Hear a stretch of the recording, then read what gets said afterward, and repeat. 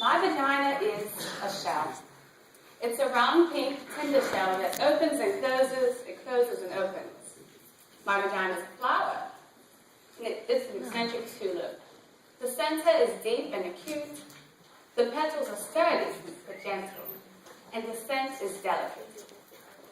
I didn't always know this. I learned this in the Vagina Workshop. I learned this from the woman who runs the Vagina Workshop. She's the woman who believes in vaginas, actually sees vaginas, and helps other women see their own vaginas by seeing other women's vaginas. In the first session, the woman who ran the workshop asked us to draw a picture of our own unique and beautiful and fabulous vagina. That's what she called it. She wanted to know what our own unique, beautiful, fabulous vagina looked like to us. One woman who was pregnant drew a big red mouth, screaming, with coins coming out. Another rather skinny woman drew a huge serving plate with a kind of Devonshire pattern on it. I drew a huge black dot with squiggly lines around it. The black dot was equal to a black hole in space, and the squiggly lines were meant to be people or things, or just your basic atoms that got lost there. I always imagined my vagina as an anatomical vacuum of sorts, randomly sucking up particles from the surrounding environment. And sometimes I'd even envision it as a star, spinning in its own galaxy, or perhaps even burning up its own gaseous energy, or even splitting into 1,000 other smaller vaginas, each spinning in their own galaxies. Then the woman who ran the workshop asked us to take out our hand mirrors, lie on our backs, open our legs, examine our vaginas, and report back to the group what we saw. I forgot to tell you that up until that point, everything I knew about my vagina was based on hearsay or invention. I had never really seen the thing, and it certainly never occurred to me to look at it. It seemed so reductive and awkward looking at it like we were on our backs, on shiny brunettes with hand mirrors. It reminded me of how the early astronomers must have felt with their primitive telescopes. To be honest, I thought it was better than the Grand Canyon, ancient and full of grace, and it had the innocence and freshness of a proper English garden. It was funny. It was so funny. It could hide and seek and open and close. But the thing that surprised me the most was all the layers. There were layers and side layers that opened into more layers. My vagina amazed me, and I couldn't speak when it came my turn in the workshop. The woman who ran it said I'd awakened to what she called vaginal wonder. I just wanted to lie there, on my back, on my mat, my legs spread, examining myself forever.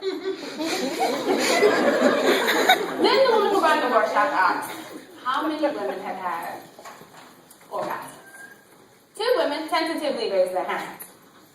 I didn't raise my hand, but I had had orgasms. I didn't raise my hand because they were accidental orgasms. They happened to me. You see, they happened in my dreams, and I would awaken in splendor. They happened on horses, on bicycle rides, on the treadmill at the gym. Whenever I ran around the lake, any type of exercise, it seemed as though they would happen whenever they pleased, and I had no control over it. And it felt wrong to get involved with this mystical, magical process. How do you Americans say Hollywood, right? Orgasms by formula. It was just wrong. The issue, of course, was that I hadn't had a magical, accidental orgasm in over 2 years, and I was frantic, which is why I was in the workshop. Then the moment had arrived that I both dreaded and longed for. The woman who ran the workshop asked us to lie down again, close our eyes, and to see if we could locate our clitoris. And I don't know why, but for some reason, I started crying. Maybe it was out of sheer embarrassment, or maybe it was because I knew I had to give up the fantasy. The enormous, life-consuming fantasy that someone was coming to lead my life, to choose direction, and to give me orgasms. I could feel the panic coming. The simultaneous terror and realization that I had rationalized it as mainstream and consumerist because I was, in fact, terrified I didn't have a clitoris.